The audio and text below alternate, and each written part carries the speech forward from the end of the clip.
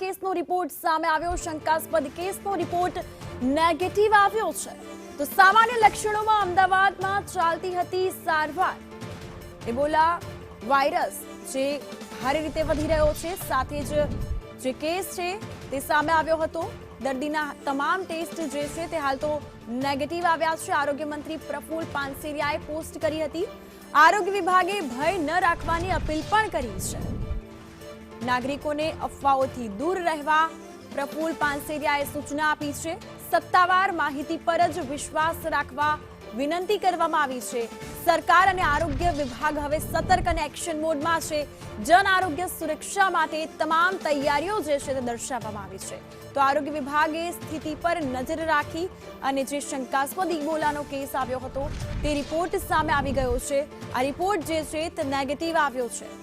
સાથે જ લોકોએ અફવાઓથી દૂર રહેવું તેવું પણ જણાવવામાં આવ્યું છે। હાલ તો દર્દીના તમામ ટેસ્ટ જે આવ્યા છે તે નેગેટિવ આવ્યા છે, એટલે કોઈ ચિંતાની વાત નથી। સાથે જ આરોગ્ય મંત્રી પ્રફુલ પાનસેરિયાએ પોસ્ટ કરી અને તેમને માહિતી આપી। તો આ સાથે વધુ અપડેટ્સ માટે અમારા સંવાદદાતા હિરેન રાવલ લાઈવ જોડાઈ ગયા છે। હિરેન, જે શંકાસ્પદ ઇબોલા વાયરસનો કેસ આવ્યો હતો તે નેગેટિવ આવ્યો છે, સાથે જ લોકોએ અફવાઓથી દૂર રહેવું તેવું પણ સરકાર દ્વારા સૂચન કરવામાં આવ્યું છે। શું અપડેટ્સ હાલમાં?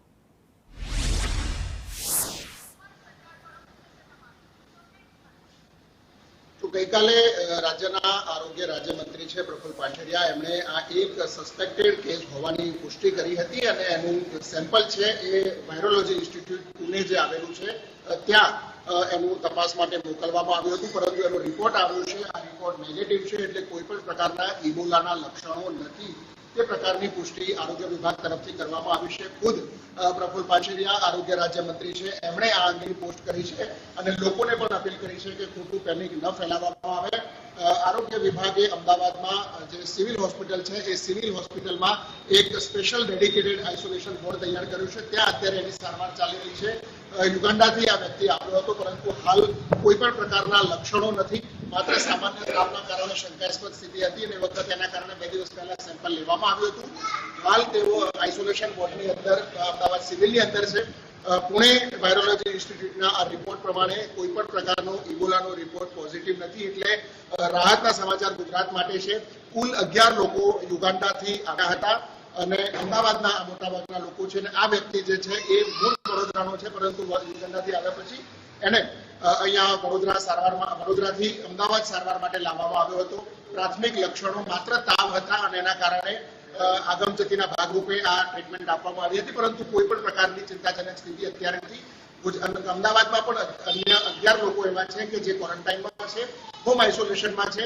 આ સિવાય અન્ય 2 લોકો કે જે આ વ્યક્તિના સંપર્કમાં આવ્યા હતા, એક ડોક્ટર અને એક અન્ય વ્યક્તિ, એ પણ અત્યારે આઇસોલેશનમાં છે। એમાંથી કોઈનામાં પણ લક્ષણો છે એ નથી દેખાય પ્રકારની સ્થિતિ છે, એટલે ગુજરાત માટે આ રાહતની સ્થિતિ છે। પરંતુ એરપોર્ટ ઉપર જે પણ ફ્લાઇટ આ 3 દેશોમાંથી આવી રહી છે, યુગાન્ડા સહિતના દેશોમાંથી, યુગાન્ડા અને સુડાન દેશો છે ત્યાંથી, તમામ લોકોનું સ્ક્રીનિંગ આરોગ્ય વિભાગ અત્યારે કરી રહ્યું છે અને કન્સર્ન ફોર્મ પણ ભરવામાં આવી રહ્યું છે। જો લક્ષણો હોય કે ન હોય, તમામ લોકોએ ફરજિયાતપણે હોમ ક્વોરન્ટાઇનમાં આઇસોલેશનમાં રહેવું એ પ્રકારની સૂચનાઓ આપવામાં આવી છે।